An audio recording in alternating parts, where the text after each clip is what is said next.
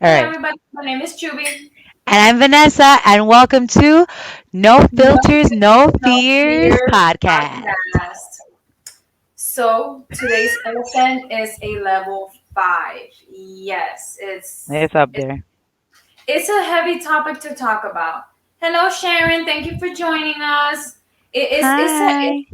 It's a topic that we need to talk about it. It's not even a definition this time. It's gonna be an explanation. It's gonna be a little bit of a history. So here we go. So May 5th is Missing and Murdered Indigenous Women Awareness Day. So the acronym MMIW started by Indigenous journalist Shayla North Wilson in 2012. The MMI Texas movement started by two sisters, Jodi Boys Yellowfish and Snowy Boys, in 2018. The Missing and Murdered Indigenous Women is a recent movement to bring recognition to the disappearance and murders of Native women and girls. Many in the movement also include Two Spirits and trans person under the term. So from that stem the red handprint, which is a symbol used to indicate solidarity with missing and murdered Indigenous women and girls in North America and Canada. So this is why we're wearing red, because Wednesday it's the It's awareness day, Awareness Day. and this is why you see the handprint in the back. We thought I brought it to Vanessa because I thought it was a very important subject to talk about. Yeah. It's much needed, and it happens every day. It happens all the time. The number of women who have gone missing, and like the statistic that I found specifically was 5,000 plus women. But this was a statistic from 2016, right? The most information like that kept popping up in my face was a 2016 statistic, and that's 5 years ago. The numbers have significantly gone up, significantly. Um, it's very sad. It's very upsetting. And what makes it worse is that the real help, and you'll see this in the interview, and it's what I had gathered, but I didn't understand the severity of it until I heard Jody say it. The severity of the matter is that it's not really the institutions that you would expect, right? That are expected to be running these investigations. It's the grassroots, these organizations like MMIW and its different coalitions and chapters that are doing the heavy work, the heavy lifting, and that are putting the care, right, to these cases and to the families that may or may never see these young women again. Um, so I think and I want to preempt, like we always do the preempt thing, I feel, but it's important. Yeah. A lot of the topics that we discuss may just be to make raise awareness, may be to get you to look at new information, different perspectives. But the reality is that I think it's always important to remind ourselves that we make it so easy to separate ourselves from certain movements, from certain situations, right? Like we discussed that one poem by the guy was like, they came for the Jews, I didn't speak up because I wasn't a Jew. The same thing. We are so great at separating ourselves from situations. You can't separate yourself from something like this because no, you may not be a person of color, no, you may not be indigenous, but we are all someone's child.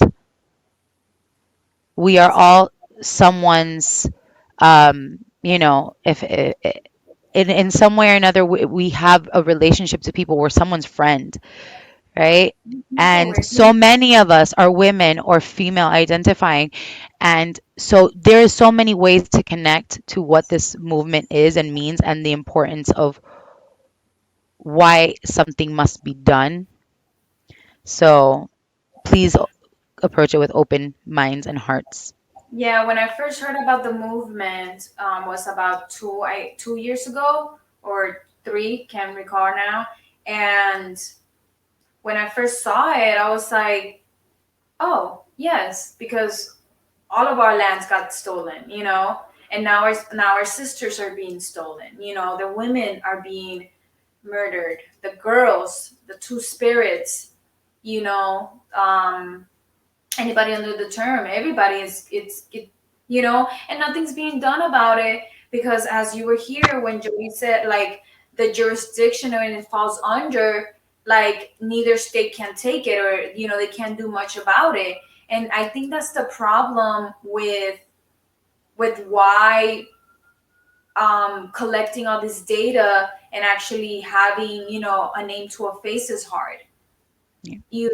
And personally, I just feel like it obviously sucks, knowing that your sister could be lost, murdered somewhere, and no one's doing anything about it to find her. She doesn't have a name. She's a Jane Doe right now, somewhere. Wednesday being the awareness day, I thought, why not bring awareness today and actually, you know, let everybody know what's going on. It is okay to live in your own bubble, and it's very upsetting. And mind you, most of us don't even know we are indigenous. Like, I mean, if you're from the Caribbeans, as many of you know, um, it's just, and honestly, it's just like Jodi said. If you're just part, like, once you're into the system, that's it. You're just one of the many numbers, and you're not considered indigenous, and you're not somebody. You're just a statistic now. And Yeah. yeah, it's really, really, really upsetting to hear about this. So we reached out to the chair of MMIW, from Texas. Her name is Jodi Yellowfish, and the interview was very, obviously we knew what was going to happen. It was, but it was very eye opening, and I can't wait to share the interview with you guys. Thank you for those who are trickling in. Hello, Peter. Um, if you remember, it's a level 5 elephant, and if you guys decide to stay throughout the whole thing, thank you. We appreciate it. I know it's hard. I know it's nobody. I know that nobody right now wants to hear about murdered and missing Indigenous women and girls. I get that. I know there's a lot of things going on in the world right now for you to sit here and listen to this. But it's no filters, no fears. We bring awareness to everything, and it is necessary. You okay over there, Vanessa? What are your thoughts? What are you? I agree. There's a lot going on in the world, but I feel like no one expects you to, and you, the collective you, right? No Yeah, one yeah. expects you to lend yourself to every single cause out there, but just to give it its time, hold space for it. We've talked about holding space before, to hold space for these things that are happening, because it's like it's difficult to hear. The human trafficking episode that we did was difficult to hear. It was difficult to research, difficult to hear the statistics, difficult to know that it's happening in your backyard and that the numbers are greater in certain states in your own home than they are in underdeveloped countries, that you consider things like that to be happening. But the fact is that the people that are going through that and suffering and waiting for something to be done about it hope every day that it is being discussed, because they want to be found, they want to be helped, they want to not suffer anymore. So even if it's this time, the hour of no filters, no fears, where you have this brush with this information, let it affect you in a way that even if it's in a simple conversation, maybe you can provide something that is a catalyst for someone else who can do something about it. So that's all we ever hope to do. And we appreciate like your time, and like Chubi was saying, it's like if you can hang on through the entire episode, even though it's difficult, then we appreciate it, because at least we know like the work that we're trying to do is also these things we hear about it. It affects us. It makes us cry. It makes us create. It makes us angry. So if we incite any of those things and we can all hold space together and bring awareness to things like this that are so impactful, then we're grateful and we feel like we're doing what No Filters, No Fears was In born to Tennessee. do. Yeah. So Whew. Without further ado, we are going to share the interview that we had with Jodi. I hope that you guys, it's 35 minutes long, so I hope you guys enjoy it as much as we did. And yeah, and so at I'm the going end, we'll pop back in for final thoughts and any questions that you may have. And throughout the video, you're able to uh, put to, comments or yes. questions or thoughts in the chat box. We'll respond to what we can, and then we'll get back to it at the end of the interview. Okay, so Listen here with we go. open minds and open hearts.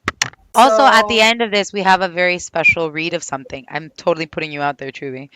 We have a special read of something, so stick out to the end because this was kind of like where we actually started talking about this before we had our first episode of No Filters, No Fears.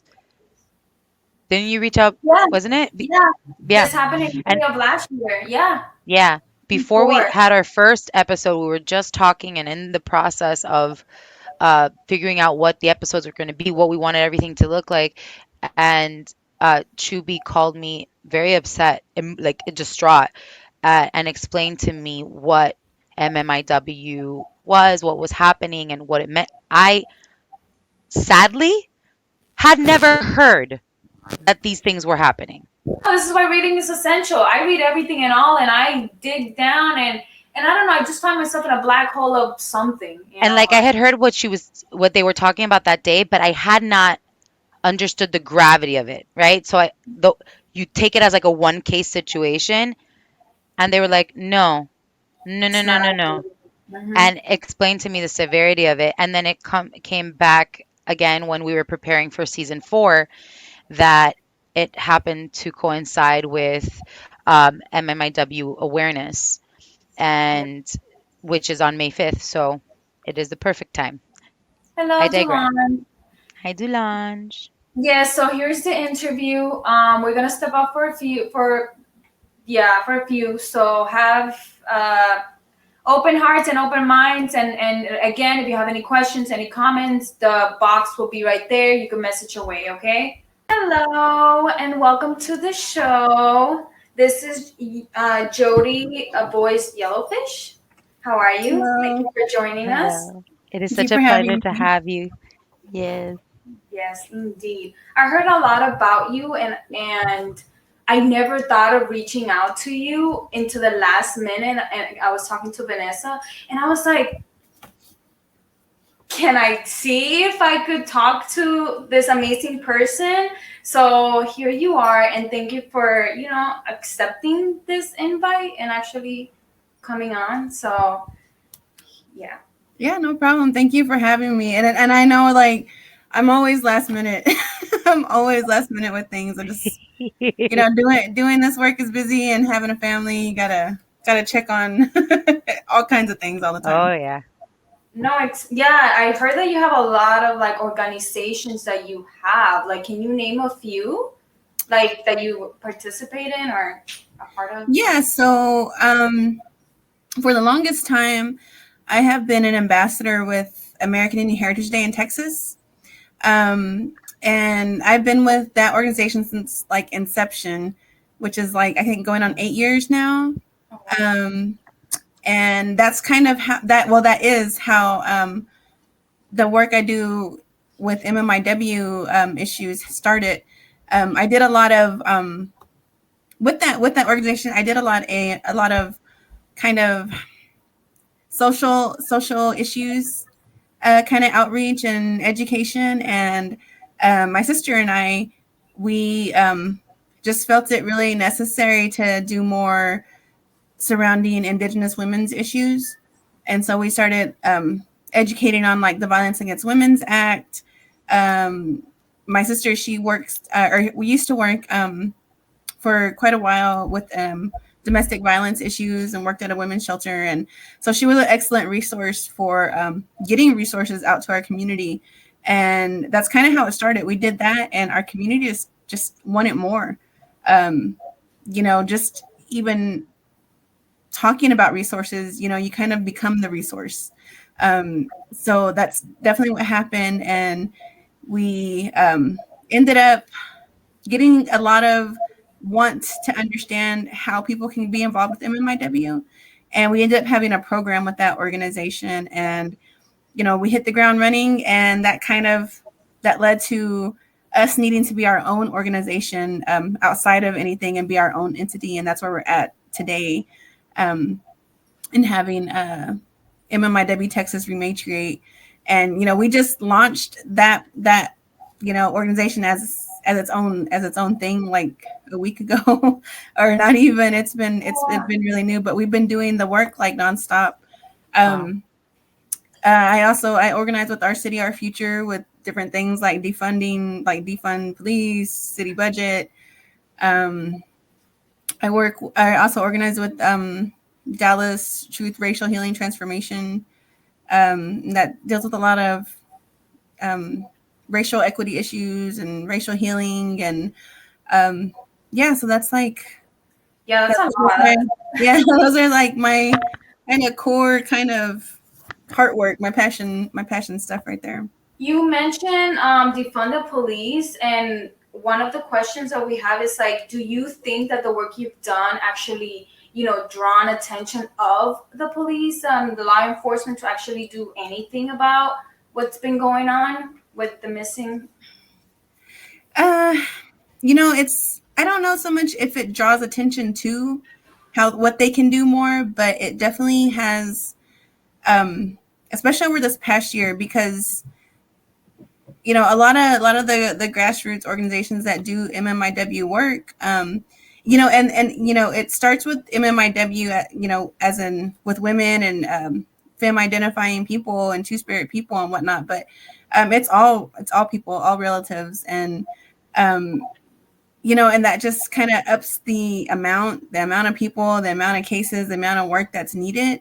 And it's always been all of these, boots on the ground, grassroots people and communities and families that are doing this work. And I feel like within this past year, especially, like during like quarantine and being inside, people kind of feel like, oh, things must have gotten better, but there's actually been an uptick in cases and human trafficking. And, like with people not being in person, there's a need for more virtual content and things like that. So there has been an uptick in cases. And um, I think with that uptick, I think law enforcement all over the country has seen how well these grassroots organizations organize to get this work done. Right. Um, Right. and it's literally been in the past few weeks, working with different, with the coalition of different MMIW leaders on a specific case. Um, we literally saw that this one law enforcement, this police department in this state was not actually contacting the one in the other state that we were working with, and they were going through us, like Wow. asking one point of contact, like, so did they say this, was this email, those kind of questions. And um, we were like, wow, we always say, we fill in the gaps, we stand in the gaps between the families and media, and the families and law enforcement, help them and guide them in that way. But it's like we're seeing, we're standing in the gaps, even doing their work. So it's really hard to say if it's bringing the attention, or if we're literally doing the work in most of the cases. Right. And Right. this is kind of an addition to that question, just because as I'm hearing, it's bringing this forward of, have you also, I'm sure, seen an influx in people just finding out for the first time? Because I have to say that I didn't understand the severity of it until Chubi told me about it in depth and how much it meant to them, and sharing about it, and then that led to more Mhm. research. So are you seeing that in providing those resources, and in people seeing that organizations and police departments are reaching out to your organization as a sort of source for information and filling in those gaps, are more interest in wanting to provide support?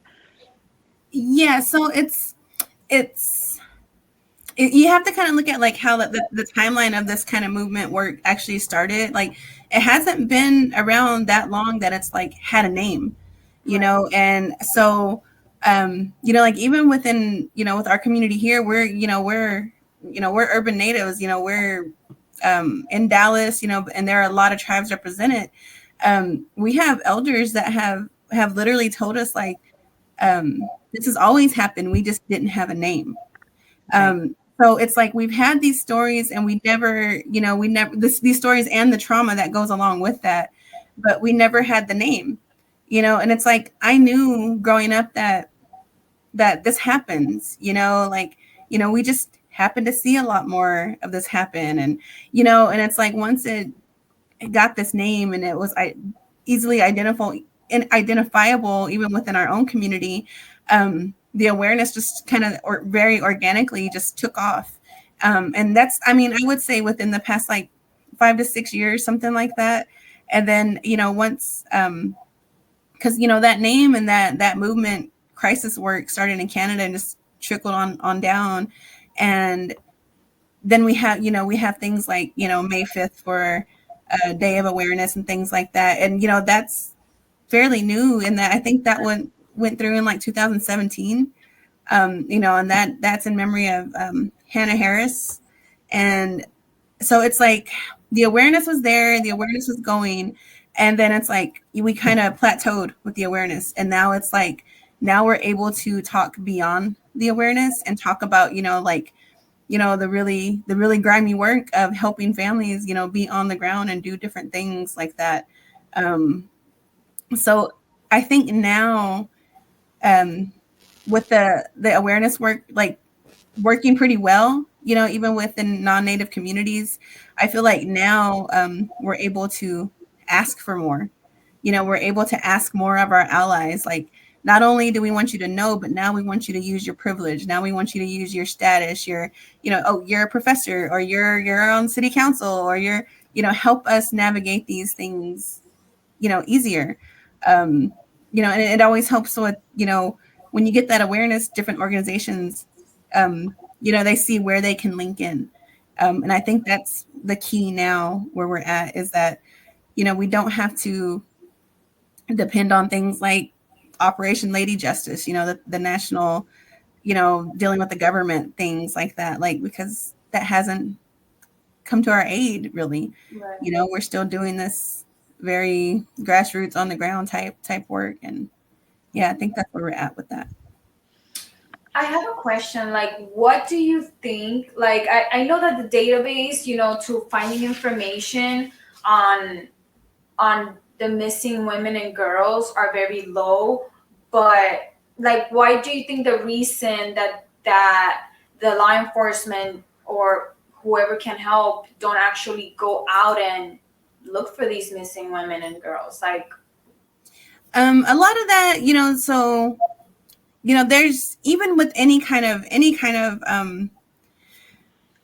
government agency work, law enforcement work, anything, we're always, you know, majority of the time misidentified.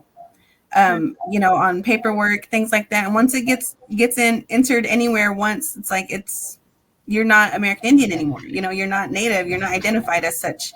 And that's gone on forever, for generations of people. And, you know, and this violence has gone on for generations and generations. You know, people, you know, talk about Sacagawea and Pocahontas being our first MMIW. That's how long this, you know, colonial gender-based violence has been happening. And that's just how long it's been misconstrued and misunderstood and not talked about in the right way.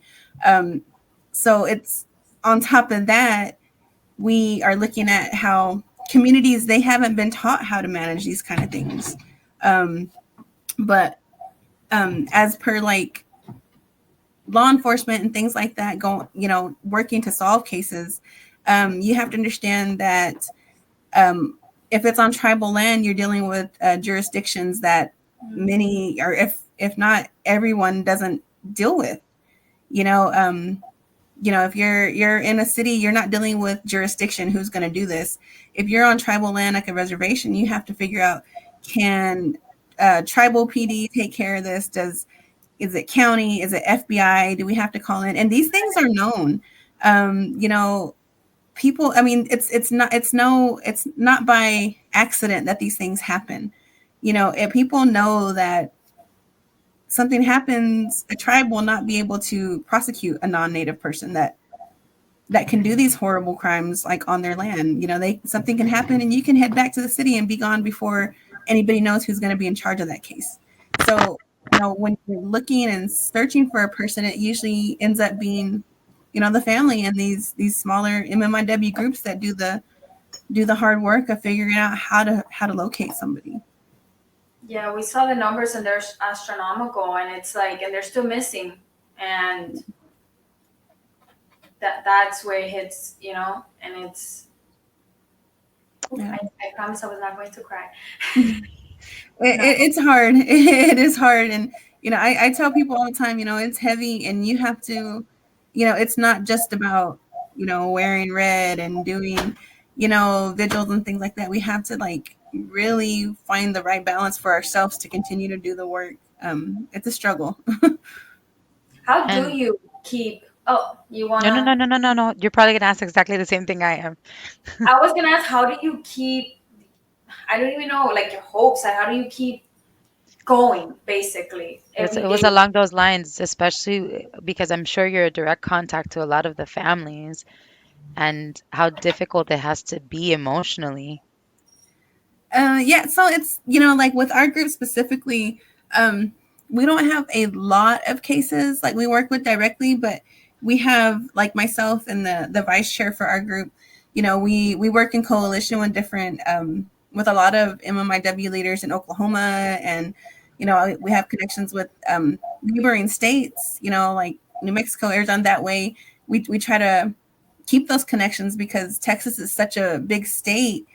Man, we can have people come through every which way from so many different areas and states. And so even if we're not working directly on a case like in our area, we're hearing the details and seeing the details of cases all around basically. And when I first started really doing this work and really committing myself to the work, and it was really hard because I really was like, I mean, you know, we're connected to our phones all the time, and you got to think like folks working cases, it's even more. I mean, they're constantly, you know, so it's like, I mean, I could wake up from in the middle of the night and check my phone, and there's 20 unread messages about a case, and you're just like, you know, it sticks with you, you know, like you know, I told my family just last week when somebody was found, like I was dreaming about this girl, like so you know, the news was so great to hear that she had been found, like, and I was literally telling my mom and my sisters I was dreaming about her and just hoping something would change because we had been working really hard on that case. But I think it's a matter of kind of prioritizing your, not just your feelings, but how heavy you kind of feel. It's kind of like you kind of know, you know, your instincts tell you when to kind of take a break. And you know, it's hard as a lot of women are the leaders of this work. You know, it's hard for you know, women and women identifying folks, like, you know, we push ourselves and we take it all on and we carry all the burdens and all the work, and it's very hard. But I can kind of see a shift in how everybody accepts that, and you know, the support is there, you know. And I happen to be somebody that organizes with an amazing group of people in my city too. And I always have people to check in and, you know, remind me, you know, we have to remind each other, you know, did you eat, did you drink, did you sleep? Like just simple things. So yeah, and I think that balance and balancing, prioritizing your family and those relationships as well is vital to being able to sustain the work. Yeah, that's why when you were telling me that, you know, you couldn't do it at a certain time because of your son, I'm like, I completely understand. Yeah. There needs to We be an can off try. moment. Yeah. Yeah, We can yeah, try. and that's something that I've really tried to embrace in the past year, especially seeing how important his schedule is, or all of my kids, like seeing how important their schedule is once we were in quarantine all together. you see it, you see the importance. And I try my hardest to be home to put the littlest one to bed, because that's the routine, and Yes. Right. that's my Yeah. cutoff. That's my time. So yeah. Yeah, Absolutely. we understood. Did you ever think that you see yourself as, I'm assuming you consider yourself an activist, as an activist now? Like, did you ever think they would get this way, this far? I mean, Yeah, that was always something I kind of struggled with, is calling myself that. I've been pretty active since I was really young, teenager to young adult. And um, when I went to college, of course, you get even more exposed to different things. And um, so that kind of happened with me, and I had the opportunity to travel, and learn national and international, like organizing. And because of that, I was able to, when I did return home and finally moved back home, I was able to um, really organize for my people. And it was then, like, I really had to decide if to call myself an activist or an advocate and whatnot. And but I kind of think, just as people of color, like, it's an inherent thing. It's like, we may not have words for an advocate and an activist, but it's a very inherent thing in the work we do and the way we live our lives. And we have this very innate sense to fight for what's right and fight for what's ours and do the right thing. And I think basically, like, if any person of color is an activist in some Yeah. way, shape, or form. I totally understand. In high school, I was like, no, I need to step away from that. But Yeah. it was just like pulling me in. I thought it was wrong. So, I kept fighting for what I thought was right. And here I We am. see the So, differences. You can feel the differences, and you Hmm. know the difference of wanting to be seen, wanting to be heard. Yeah. right. So, Uh, yeah, here we are, still working on that, still doing it. So, yeah, I completely understand. It does call you. It does. It is. It's in you. yeah. If it's going to be, it's Yeah, going to happen. I think there's something that goes along with that, with being able to tell your stories and your truths. And um, that is what your activism turns into being, is your truths and your expertise, and how you navigate in the world. Exactly. Absolutely. What what kind of, and maybe it was at the beginning, what kind of pushback have you seen in this kind of work that you've kind of learned to either bypass or work with?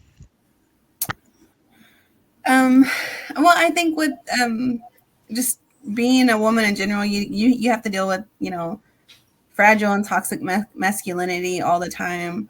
And knowing that you may not be given the same time or the same openness to a project, or whatever thing needs to be worked on or passed or whatever. You have to work a little bit harder. But specifically with like MMIW early on, when I was still just kind of more in the awareness raising realm of the work, attending different rallies and traveling to speak, things like that, I was always seeing afterwards, people would say, "Oh, well, did you hear about this?" or "This happened after." And it was always non-native people talking about the work was racist, and that it was like the attacks on our white counterparts. And it took me a second to kind of, like, I didn't understand it at all. And it was that people were equating law enforcement to being white. So our problems with law enforcement or different police departments or anything like that, any kind of law, basically, when we're working, organizing for different bills to be passed, or legislation, that was the feedback I would hear. Like, some people thought it was biased or racist. And it took me a second to have to step back, and I was like, okay, so these people are equating law and law enforcement to whiteness. um, I think that was the biggest pushback I had seen, Right. regarding this work, and I couldn't wrap my mind around that. How how can this want to find people and seek justice and offer families ways to heal? How could that have a bias and um, Right. any any form of racism attached to it? But I think that is the biggest thing, and that to me myself, like I think it's kind of calmed down a bit. I mean, it's still there. It's always going to be there, um, Right. because we often talk about history and colonization, and people either just they're like, no way. I Right. mean, we have you know a new CNN anchor talking about nothing was here, like when this country was formed, and that's the fights that we deal with on top of actually Yeah. losing our relatives. Yeah. It's so crazy because what it seems like mainly is that they'll equate it to that. It is shocking that they would equate it to race, a Yeah. race issue, when it's just a lack of sort of like accountability, just like the Hmm. organizations and institutions that you count on to protect you aren't doing it. They take it as a race thing because it's the Yeah. quickest thing to create a new fight to project onto and to deflect from the real matter at hand, the things that should be handled. It's really Yeah, I sad mean, that they and can't I just kind of feel like that happens. I feel like when race gets pulled into it, I feel like that's a way to dismiss the fight that you're trying to uplift. And I think, in the cases where that has happened, I feel like that's what was yeah. the core of that matter. I feel like at least I'm hoping it's become harder for that to be just the actual fight because now you know, there's conversations to push right back at Yeah. it is like no, no, no, no. Nobody said this. And getting to the crux of the matter. I'm glad these conversations are happening differently now. I And hope as you mentioned earlier, that like fixes. now with social media and the pandemic having to stay home and things like that, I am seeing that more information is out there. Do you think that um, post pandemic, or do you think that it's going to be more of a, how do I say it, more of a change? Like, do you think it's going to be more spread, you know, the MMIW, or Um, I kind of in a way, because I feel like I said, with the uptick in the work that has happened behind the scenes, hmm, and I think that's the thing that gets overlooked often, is that behind the scenes work. Because not only is it like your caseload, how many people are missing in your area, things like that, but when you're not directly working with a family in that matter, you are looking into ways of how to spread awareness, and who you can respectfully and rightfully like link up with as an ally in some way. um like like with our group specifically, we have connections to a university just outside of Dallas, and they fully embraced bringing us to campus and talking, and we're actually seen as experts on this matter. And in the realm of academia, that's something you don't have the option, you don't have the opportunity for that as a person of color, dealing with this crisis. We had to go with it and accept that role. um, and here we are with the opportunities to educate the educators on this, and hopefully have them take this into their classroom more in depth. And we've been asked to do presentations and lecture in classes and things like that, and help with projects. And it's like that kind of level of work is where I think it expands. So it's like, um, with some of the ladies that we work in coalition with, they've worked on getting bills passed in their states, or starting organizations, or doing different projects. So I feel like what post pandemic, hopefully, when that happens, it does, there is a boom in the awareness raising, and it does go even farther. yeah, this is why I've been like I said, I've been following the MMI for a while, like what, 3 years now, 2 years, give and take. And the more we spread, the more people obviously could get informed. I tell everybody I can, because this is important. You can't just be like it's one day and then just look over it and it's like, oh, Mhm. whatever. It doesn't impact me. So that's why I brought it up to Vanessa, and I'm like, this month is the awareness. Can we, see what we could do an episode on it, and I'm happy it worked out, and I'm glad that you're here and sharing your knowledge with us, and actually telling us in depth more about it, and I appreciate you for that. So Thank Thank you. you. And thank you so much for the work that you do. How can we and our listeners, our viewers, lend themselves? You mentioned before about how can you put your privilege to use, put your status to use. Mhm. So, what are ways that people in different states, because you're saying that there are different coalitions in every state, Mhm. what should they be looking out for so that they can lend themselves to this work? Yeah, so we get asked that all the time. If you're doing any kind of awareness raising, that's what's going to happen. Like, how can I help and what can I do? And um, so, like, I get contacted from people all over the country. Just, oh, I happened to see this post, or a friend shared this, and it led them to our page or something like that. And the first thing I tell them, if I once I find out, where they're located, I tell them the first thing they need to do is to research and find, because they're in every state. There is an MMIW group, if not in every city, every state. Even if they're small and it's a program or something like, um, I feel like that's the biggest thing that a person can do. Native or non-native allies. That's the biggest thing you can do, is find the closest um, organization to you and fund their work in some kind of way. If not supporting, on the ground efforts, or even if it's helping them write a proclamation, write a bill, these things are time consuming. And if it's a location where they deal with a lot of cases, you don't have the time to do the awareness raising you would like to do, or the advocacy you would like to do. Finding those places and directly funding flyers and funding any kind of healing work that they do, or it goes a very long way.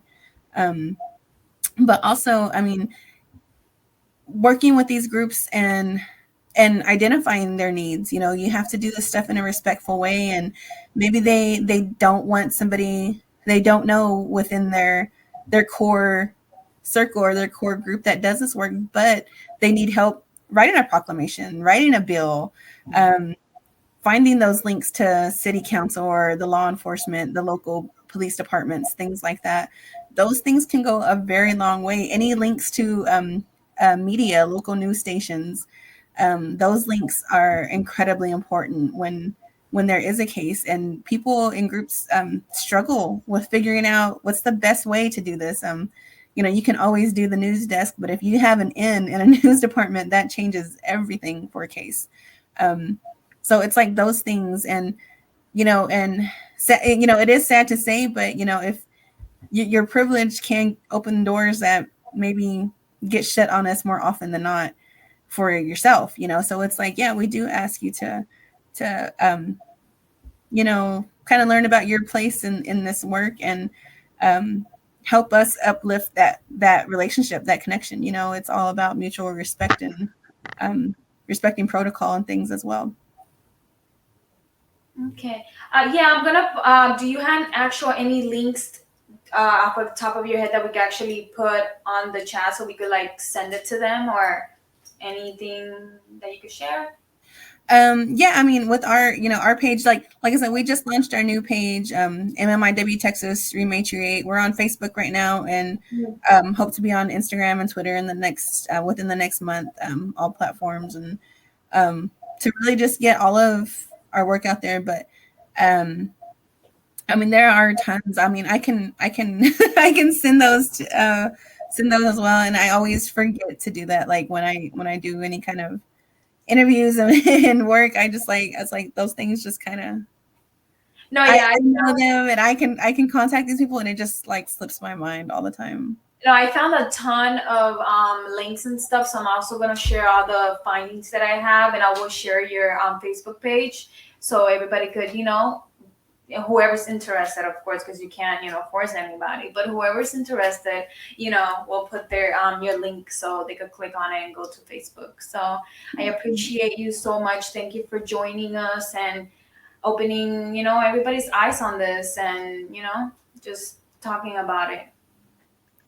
Yeah, So thank you for having me, and thank you for utilizing your platform as well to reach people that I would not have been able to have that conversation with. So I thank you for that. thank you. Thank you so much and have a wonderful day. Thank you for the work you do, really. And Thank I'm you. glad to learn more about it. Yeah, no problem. Thank you. It was a lot, right? But her link is MMIWTXREMATRIATE. It's on the comments below if you're seeing it. It's on Facebook, and as she mentioned, she'll get her Instagram page going on. Yeah, she's been doing this for like what, 8 years now, 9 years, 8 years, like she said, and it's a while, and just because it's been going on for so long does not necessarily mean, again, like Vanessa just found out about it barely, like what, last year. Yeah. um and trust me, not everybody knows everything. I'm pretty sure there's a bunch of other things that we don't know about that's going on, and we're like, whoa, when we find out about it, it's But gonna when be, we found out, we're going to let you know. yeah.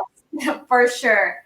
To what Vanessa was saying before the interview, when all the murders were happening, um I think what broke the last straw was, what's his name, when he was jogging and the two white guys just like, shot him when he was walking. I forgot his Yeah. name. I apologize. And it was on the on this month too, when the MMIW came into like more visible to me, because now there was a hashtag happening or whatever, and visuals and things like that.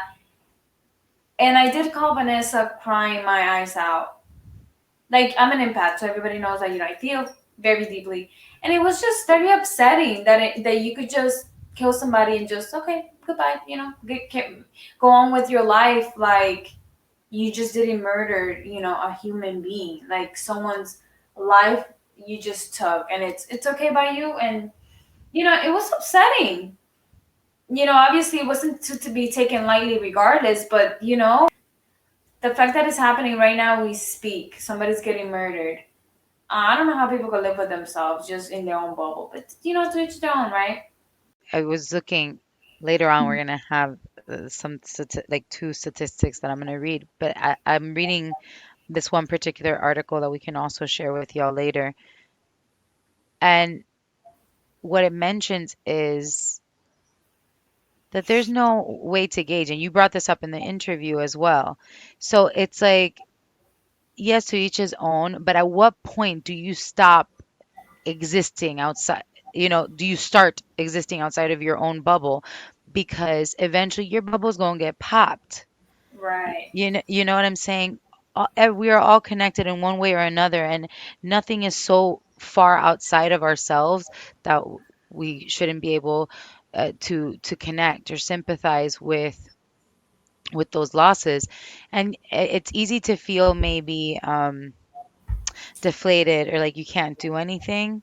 And even the most minimal thing, just reading about it and not ignoring when a new statistic or a new story comes out about it is enough to know that, it is being acknowledged, because these databases, is what I'm reading, it's like thousands and thousands of women that go missing. And violence against women is nothing new in general, right? The fact is that the majority, like the highest number, is of Indigenous women. And this is why it's such an issue, right? The leading cause of death is not an illness, it is murder. And we are, right, what's considered a first, we say all the time first world problems, but even in first world, our what is it? Our the age of living, right, is based off of like children and whatnot, is not that high. So then if you're already considering that we don't live that long to begin with, even though we have all these medicinal uh you know progress and whatnot, now you take into consideration the fact that people of color and indigenous people are are being targeted through history. And we're in 2021 and we're still the numbers are still up there in terms of missing and murdered women. It's like, no, there's no bubble anymore. There's no fucking bubble. But I feel like the This is more we this is me like I'm trying to like not get angry.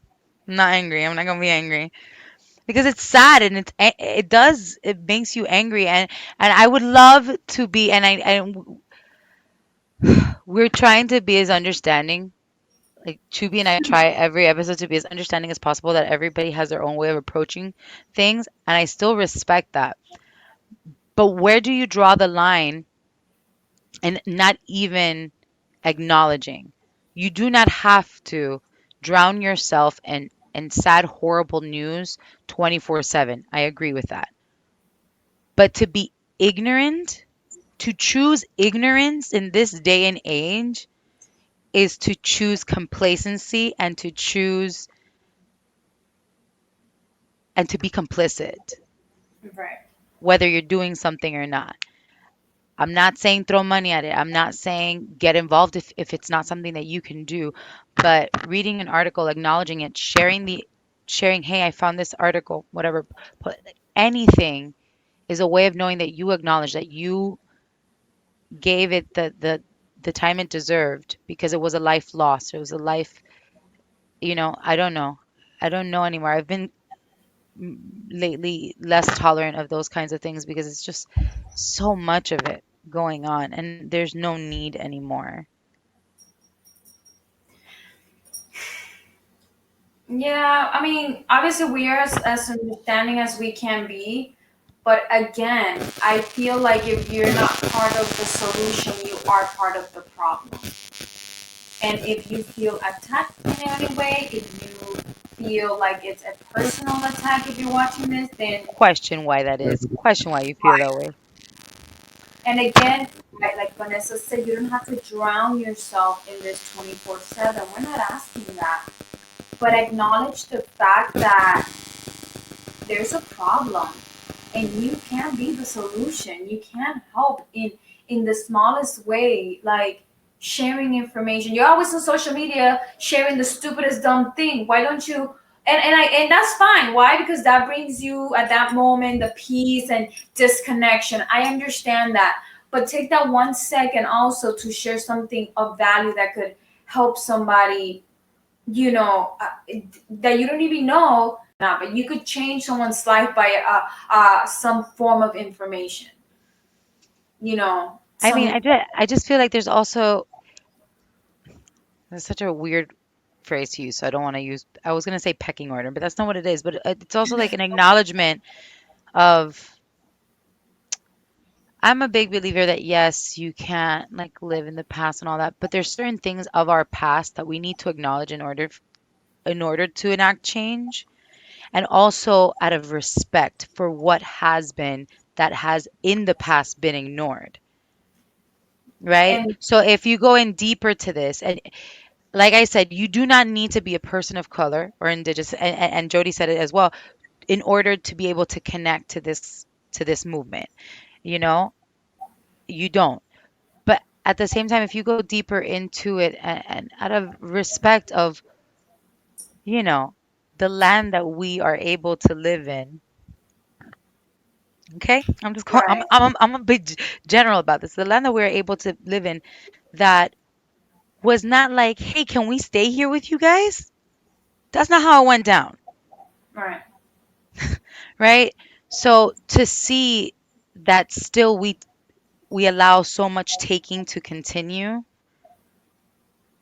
without lending a hand, without using that privilege that living on this land has granted us to give back. Um, I feel I feel also needs a little bit of reflection on many of our parts. right. Like, again, it's okay to live your own life. It's okay to live that little bubble you're in. but at the same time, like that poem you were talking about, that phrase, at the end of the day, when it's your turn, who's gonna be there? Because it applies to everyone at It some point. does. Look what we talked about in that interview just now, where Jody, what I said, what kind of pushback, right? And surprisingly, it became about race. For something that is so easy to pull away race and just see that it is a human problem, right? There is a human body, person missing or murdered, and nobody knows where they have gone or what's happened, right? So that it becomes about race, I say, it's pointing out that nobody wants to talk about the problem. They want to get reactive versus proactive, right? Instead of fixing the situation, let's create another one. It's not about this, it's about this. So you deflect from the situation that is really dire and really serious, you know, murdered and missing people, women to be specific, to then discuss this thing about race. No tiene nada que ver, it has nothing to do. But it's always easier to deflect and talk about the less, the ongoing thing that nobody really wants to address than to put resources and thought into the Yeah, like actual the matter. elephant in the room. And like you were saying, like that phrase is like, the same thing is gonna happen until we learn our lesson. We haven't learned our lesson because even after so long, the same problems are still happening, but nobody wants to talk about it. The elephant in the room, nobody wants to talk about it. So it's gonna keep happening because there are no things being done to actually help the problem to have a solution so it's not repeated in the future. Yeah. So yes, our past, we don't need to be stuck there, but it has taught us what our problems are today and Yeah. what we are still like not like seeing. And this is why we're still here talking about it. And I feel like, there's a lot of people that say, oh, why do we still talk about this? It happened X this many moons ago. But the fact is, every person here, Chubi and I are talking about this with you all. Jody gave us her experience and her um, approach to these situations, right? Everybody's going to talk about it different. We need to hear these different experiences, these different ways of communicating this information because we all receive information differently, right? Speaking in the language of the listener. Today may not be the moment that you learn or that this weighs heavy on you, but the seed was planted. And when you hear it in a way that resonates with you or that helps you realize, hey, I can do something about this in this way, or I know somebody who can do something about this and pass along that information, then then that's when it happens. It doesn't have to happen right now. But I don't think that a story is ever told too many times. And history only repeats itself because we assume that we need to hear a story, an experience a particular way, and invalidate it if it is Exactly. ever so slightly different from what we need it to be. Social and communal norms are changing every day, and that shouldn't be something to fear, right? There are some things that we definitely should fear, but for the most part, when it comes to being more receptive, to being able to hold space for things that have typically been outside of us, like situations like this, I think embracing those changes and learning how to be better listeners and better communicators, um, to raise awareness or to lend a hand is massively important. And I'm very glad that you brought like this topic to the table, Chubi. You know me, I would talk about everything and on. We'll pick which one we like. Yeah. So with that being said, last year I wrote a poem. Well, at first it was me being pissed off and angry at the fact that what else can I do? What else can Chewy do to bring awareness? As you all know, I'm an activist. I'm an advocate. I always been, But it gets to the point where I say, fuck it, like what the hell? There has to be more. But anyway, it turned into a poem after many, many pages of scrabbling here and there, and and Vanessa was the first one and only one, well, the second person to hear it in history. So now, yeah, now you guys will be, whoever's watching, whoever's listening, whoever will be listening to this are now gonna hear it. So don't look at me like that. I'm over here like I'm freaking out. gonna wait, superstar moment. There you go. No. Here we go. They told me not to be paranoid as I talked to my fellow classmates about all the missing women and girls, but I told them we could be one of those dead girls you hear about in the news. I'm everything but white. Me missing is no one's concern. I'll just be a part of the statistics. The media tells us not to worry, but they are only addressing this to other white women, the ones that will be found if anything happens to them, a scavenger hunt on behalf of their name. But not to us, the women of color, the ones that our ancestors got raped and murdered. Not us, the woman whose land has been colonized. Not us, the woman whose life has been stolen, murdered, and missing, and not even found. No killer to prosecute, no victory. It is rich to have a daughter, they say. And yet, after months of protesting for our rights and marching for our lives, our women and girls are still being missing and murdered. We do not deserve to live in fear. What if I sat pretty and died quietly? Will I then be celebrated or just forgotten as the new gets old? Will I then have a name? Will I then have a face? Or will I just be another dead girl? Thank you for sharing that. Yeah, I very. mean, you can hear that you were pissed. I mean, but how can you, I feel like there's so many levels to what one goes through as when you are doing this kind of work, and I know that you're very invested in working with and supporting human trafficking awareness and the work being done to prevent that and MMIW. So And it goes hand in hand, believe it or not. Like Jody mentioned, the human trafficking is, I mean, the missing and murdered women is also in human traffic. They are being human trafficked as well. So that could be one of the yeah, obviously potential ways that they are being, murdered, and missing, and just God knows where the hell they got taken to. yeah. And the fact is, there's so much of it that we can dissociate from it being a racial thing. But in the end of it, it's also the facts of, what history has shown us about what happens to people of color and indigenous women. Now, I am white presenting but I am a Latina, so I've had my own experience differently. You know what I mean? So I listen to these things of those who are subject to discrimination or or less or less guidance or assistance or opportunity because of race. Right. And the experience, you can't invalidate it, and you can't not acknowledge that it is different. It has been different. They have not been awarded the same care in many instances. So to ignore that and to act like it's very difficult to witness still happening this day and age. And I think that you touching on that in the poem is very true.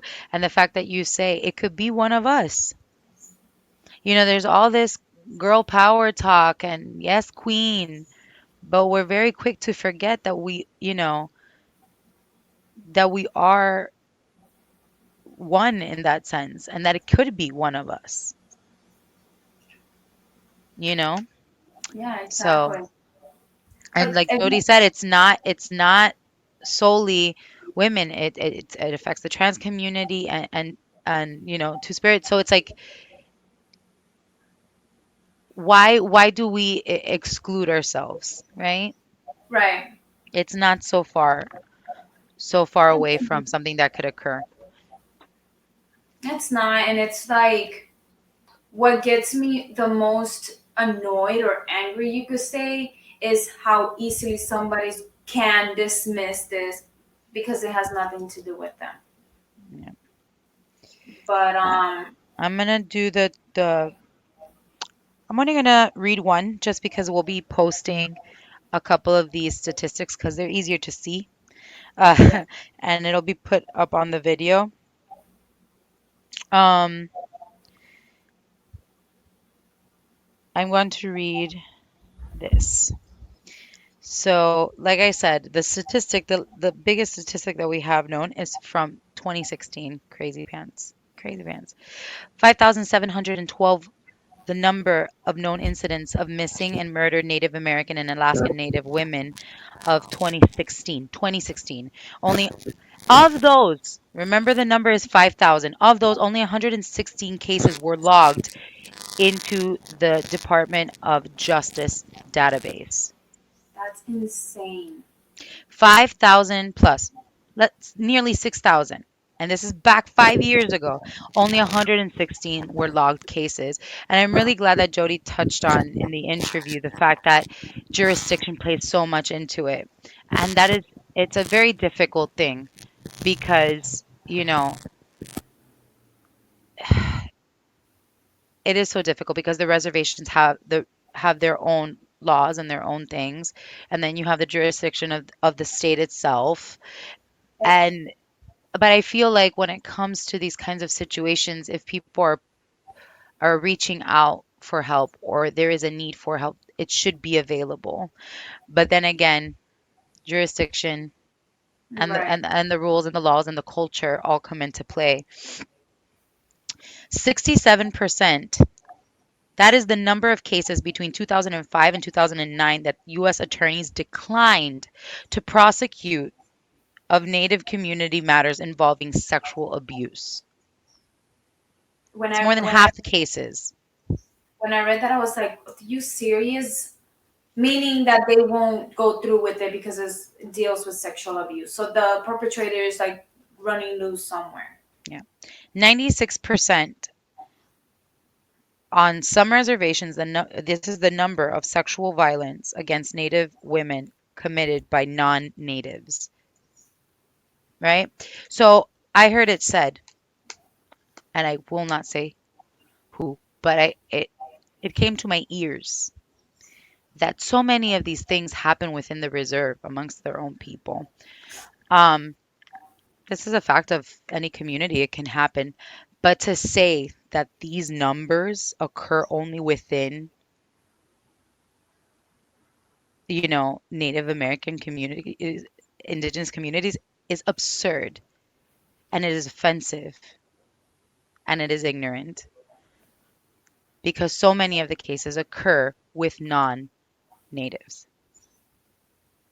So take those little numbers. Take those little numbers because the person that said that, I hope they're watching. Or we'll be watching, whichever. Or will be watching. Um, and the other ones we'll be posting as a series that you can slide through, but these are important bits of information. And since the awareness is coming up, we'll post the awareness challenge, things that you can do to raise awareness. Wear red, post a social on social media, and like Jody said, that's not the only thing, but it's a good start. Right. Attend a community event to learn more. There is a chapter, a coalition, a group in almost what she say, if not every city, every state. Yeah. Host a viewing of Honoring Missing Murder Indigenous Women webinar and create honest dialogue. Ooh, shouldn't equal 100. What is being done? See? Yeah, exactly, Dulange. The outrage is that real. Host a candlelight vigil on May 5th to honor the murdered, missing, and Indigenous women. Find and share news articles from the area. See, I wasn't so far off. It's just a matter of sharing. You read something, it resonates with you because it's sad. Just sharing it is enough. Um,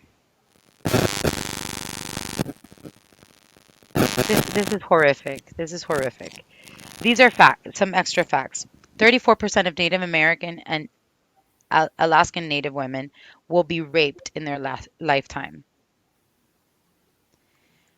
4 in 10 uh, are subject to violence by an intimate partner in their lifetime. 3 out of 5 American Indian and Alaska Native women have been assaulted in their lifetime. U.S. attorneys decline, and this is okay. I read this one before, but it was 67% sexual cases, right? Nearly 52% of violent crimes that occur. Okay, so violent crimes in general and sexual, like they'll just turn it down. Qué fuerte, qué fuerte. Right, and I guess it's because, like Jody said, it falls under the crack of the jurisdiction where they know it's happening, but they don't know who's gonna be able to like deal with the case. Understandable, but okay, can you find somebody? Can you actually do the work to find somebody who could actually help with this? Instead of just letting it be and just okay, out of sight, out of mind.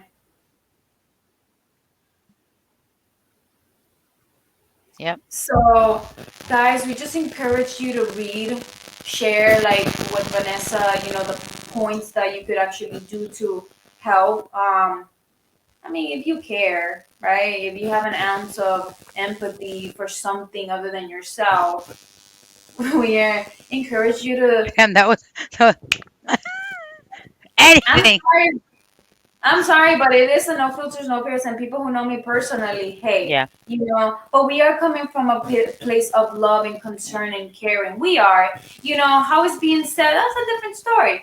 yeah. But we do want you guys to think more of the world. Like if we were to help each other, we could get really far, into having a safer place, and education is obviously one of the main things that I feel like obviously could help, And we educating. already know that in our schools, our children are not learning these Oh no, things.